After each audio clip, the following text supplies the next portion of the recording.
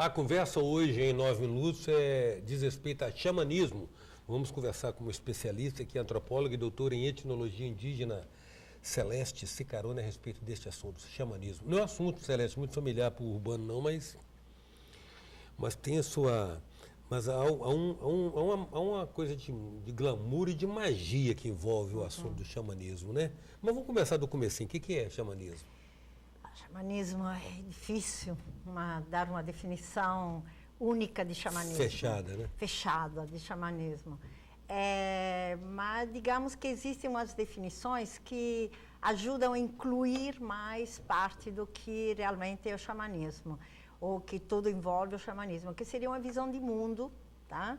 É uma visão de mundo, portanto, uma cosmologia, e ao mesmo tempo é uma habilidade muito grande de transpor as barreiras presentes nesse mundo, estabelecendo uma interação entre todos os seres, tá? E seres humanos, animais, plantas, sobrenaturais, estrelas, mortos, outra coisa visto como sujeitos.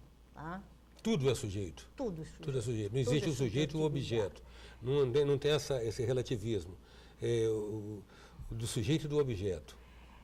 E eu diria que é o seguinte, segundo a perspectiva do xamanismo, que podemos dizer que é um modo de conhecimento, uma ciência, um saber, a alteridade ou outro conhecimento é o conhecimento da pessoa, tá? Do sujeito, das intencionalidades, dos pontos de vista dos vários seres, diferentemente da epistemologia ocidental, que pensa ou aspira a um conhecimento do objeto dessubjetivizado, ou seja, retirado da intencionalidade, da subjetividade, do espírito, outra coisa. Portanto, essa ideia fundamentalmente. Mas quando você fala transpor barreiras, você está falando vencer limites da matéria? Sim, transpor as barreiras da corporalidade, daquilo que é a materialidade. Agora, mas o xamã tem uma função de cura. Sim. Ou pelo menos, recorrentemente, ele é associado com a função de cura. Sim, a cura, dentro dessa perspectiva, é a retomada, reconquista de um novo equilíbrio. Porque, na realidade, o xamanismo, ele trabalha sobre uma perspectiva de mundo no qual essas interações recíprocas entre os seres obedecem a determinadas regras. Agora, quando há um infortúnio, significa que algo está em desequilíbrio. A função do xamã, através da cura, é restabelecer o equilíbrio entre as forças, entre os seres, entre essas energias que se encontram desequilibradas, é através da cura, através das técnicas de cura, que ele tenta restabelecer esse equilíbrio. Mas em algumas culturas, inclusive, o tema é familiar, tipo, a doença é um desequilíbrio orgânico. Sim. Né? Apesar que não é só orgânico pelo xamanismo. Sim, ele considera a relação com o todo, né? Sim, integrada. Com todo, integrada. Agora, mas o xamã trabalha com sonhos, com transes, com insights. Sim. Da realidade cotidiana também, né? Sim, sim.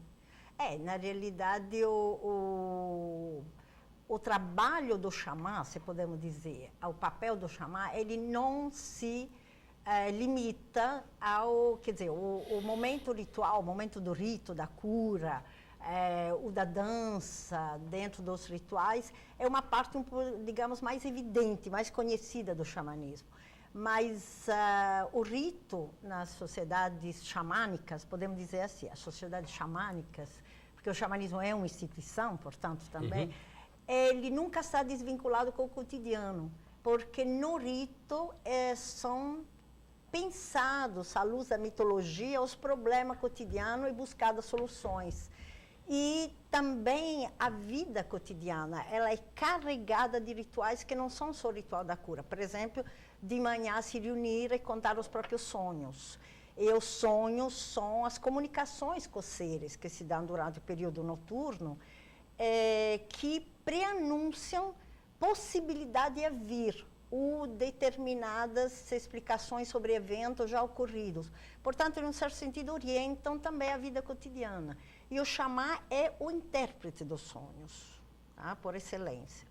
Portanto, ele vê e ele entende o que é a mensagem que é dada, que está sendo passada através dos relatos e das narrativas do sonho que são dadas por os outros membros da comunidade. Que é também digamos assim, eu não sei se eu diria uma técnica ou um recurso que é familiar a algumas outras culturas. Os aborígenes australianos também trabalham com esse material dos sonhos, né? Sim, se reúnem de manhã para poder fazer uma digressão a respeito dos sonhos, né? E tentar interpretá-los. É porque, na realidade, o mundo é um só, no sentido que é atravessado por todas essas forças e formas.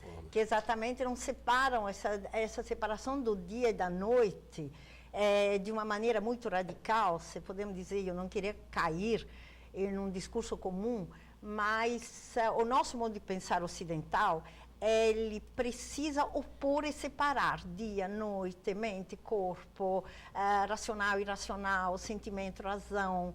E isso dificulta entender como as coisas transitam. Ou como elas são integradas. Como são integradas. Uhum. Agora, o transe que a gente fala do processo xamânico é o êxtase. Sim, o êxtase, na realidade, assim, existem termos usados. O Mircea Eliade, um antropólogo que se dedicou ao estudo do xamanismo como técnica de êxtase, ele fez um estudo muito grande, muito extenso, comparativo, entre vários rituais xamânicos, dando principalmente atenção ao indivíduo xamã e às técnicas de êxtase, ou seja, de distanciamento de uma realidade um pouco, digamos, mundana, exatamente nessa capacidade, nessa habilidade do xamã de transpor uma especificidade e de se conectar, de se elevar a um nível de consciência, de estado de consciência alterado, que permite essa comunicação com seres distantes, vivos, mortos, plantas, animais, astro, outra coisa. Isso se obtém de várias formas. Por exemplo, o xamã siberiano obtém isso através de voos, a ideia do voo xamânico. Entre os ameríndios, isso se dá muito através de americano e de outros também lugares, se dá muito através de técnicas, a dança, o tabaco, substâncias psicoativas, danças assim, que são repetidas até conseguir, ou através de movimentos que permitem a alteração do estado de consciência. Porque somente nesse estado de consciência você consegue uma comunicação intensa e direta com esses outros sujeitos que povoam o mundo. Em 9 minutos a gente conversa com a antropóloga e doutora em etnologia indígena, Celeste Cicarone. Voltamos já.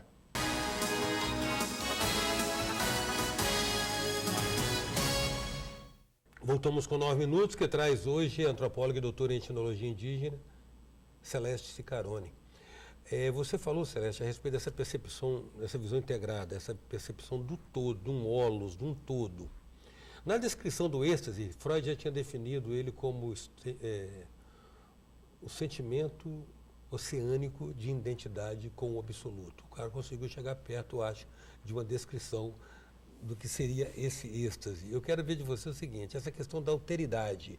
Quando você tem essa percepção de que tudo é parte de um todo, a sua relação com o outro é outra, né? Sim, porque na realidade esse mundo é carregado de outros. Quer dizer, não é um mundo de intencionalidade de sujeito que pensam todos da mesma forma. Eu vou fazer um exemplo com o animismo. Às vezes o xamanismo, a relação que as sociedades indígenas têm com a natureza é considerado animismo. A maneira mais comum de considerar animismo seria uma projeção do nosso modo de pensar sobre os animais, as plantas, principalmente os animais. O xamanismo não é isso. O xamanismo é a sociedade xamânica, porque o modo de pensar coletivo é, na realidade, pensar que os animais eram, na origem, segundo os mitos desses povos, humanos, como seres humanos. Nós nascemos todos humanos, tá? Só que eles incorporaram, adotaram uma máscara, um corpo animal, tá? Só que eles são humanos que pensam na sua forma, e nós somos humanos que pensamos na nossa forma. Portanto, a ideia é a diversidade. O jaguar não pensa como o caçador, tá? Eles pensam de forma diferente, mas ambos são sujeitos. O jaguar, atrás do corpo de jaguar, que é a sua máscara, a sua roupa, é um sujeito com intenções de jaguar, que não é a mesma coisa do sujeito humano com intenções de caçador. Mas veja bem, então isso isso é uma experiência psíquica, porque ao xamã se atribui mitologicamente ou miticamente o poder de se transmutar no animal. De se transformar, sim. De transformação, de metamorfose. Isso, de metamorfose. Sim. Mas aí é o seguinte, toda coletividade, toda sociedade, que eu estou chamando xamânica, porque partilha o mesmo modo de pensar, acredita na intencionalidade do jaguar. Só que quem alcança, que se transporta no ponto de vista do jaguar é o xamã. Os outros não conseguem. É uma habilidade que se adquire com muito exercício, muitas práticas. Essencialmente, a habilidade de transpor seus limites corporais. Sim, uma liberdade imensa. Se dilui. É um saber e uma liberdade. Agora, e com relação às interferências nos fenômenos da natureza, que é atribuir também esse poder ao xamã? Eu acho que tem que fazer um pouco de atenção sobre, às vezes, uma componente mágica, que é espetaculosa, tá? Uhum. Na realidade, eu acho que é interessante, seria a gente prestar atenção. Nós confiamos muito no cientista quando nos explicam por que aconteceu aquele cataclisma, aquele terremoto, outra coisa. Sim. Que é uma explicação que parte dos conhecimentos da ciência ocidental.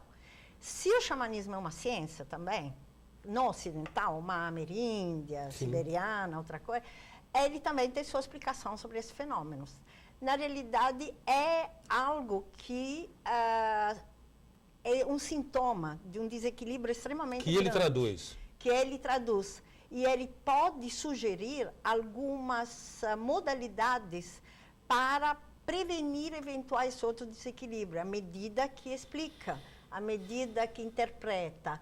Agora, a interferência, na realidade, é o seguinte, por exemplo, digamos aquele exemplo conhecidíssimo da dança para fazer a chuva. Tá? Que é o exemplo mais conhecido que mais nós clássico, temos. É o seguinte, se eu tenho uma comunicação com os seres da natureza, inclusive com o céu, com os ventos, com as forças, inclusive o vento tem subjetividade, os ventos transportam doença, o vento é um veículo, outra coisa, eu, como xamã, eu penetro na subjetividade desses elementos, na intencionalidade deles. Portanto, eu tenho uma possibilidade de prever, tá? essas capacidades de previsão do xamã. Agora, é interessante também isso, o xamã não é uma autoridade perene. Se ele não cumpre com a previsão, ele cai. A coletividade não acredita mais, porque a importância também é a eficácia das previsões. Se essas previsões não se realizam... Não se legitima, né? Não se legitimam, a coletividade, ele, ao mesmo tempo que ele se cria xamã, já que ele é um indivíduo que tem amparo na coletividade, na legitimidade da coletividade, ele pode também decair ou passar um tempo, enfim, se reforçando. O xamã está fraco, dizem. Da mesma forma que os índios dizem, a sociedade xamânica dizem, é ele que sabe, também em outras situações ele diz, ele está fraco.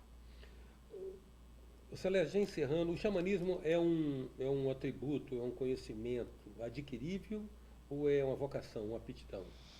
Essa também é uma questão debatida, mas eu acho que hoje se chegou à seguinte conclusão.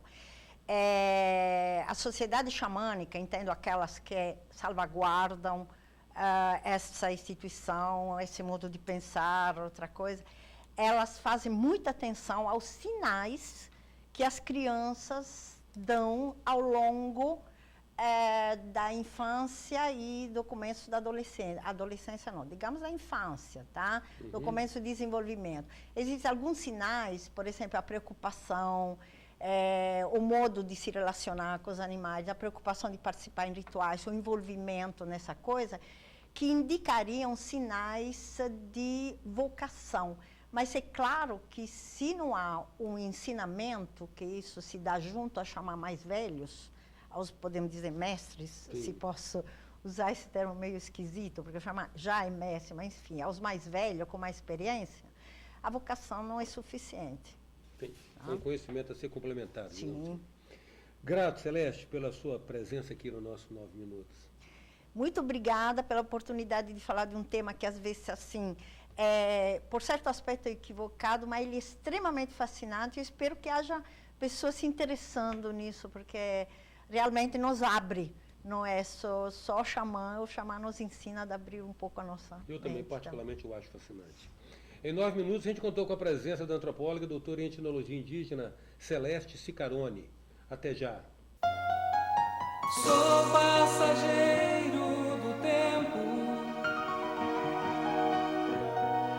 tentando entender erro e acertos caminhos, aprender